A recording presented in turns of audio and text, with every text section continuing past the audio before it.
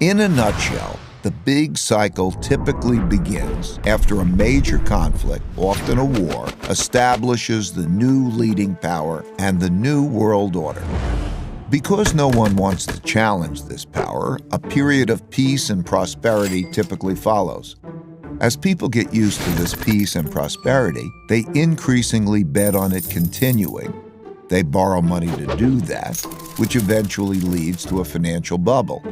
The empire's share of trade grows, and when most transactions are conducted in its currency, it becomes a reserve currency, which leads to even more borrowing. At the same time, this increased prosperity distributes wealth unevenly, so the wealth gap typically grows between the rich haves and the poor have-nots.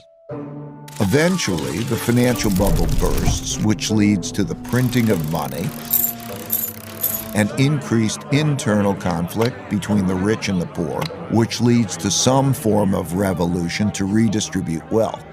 This can happen peacefully or as a civil war.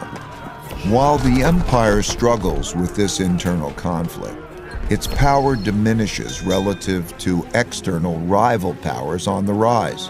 When a new rising power gets strong enough to compete with the dominant power that is having domestic breakdowns, external conflicts, most typically wars, take place. Out of these internal and external wars come new winners and losers.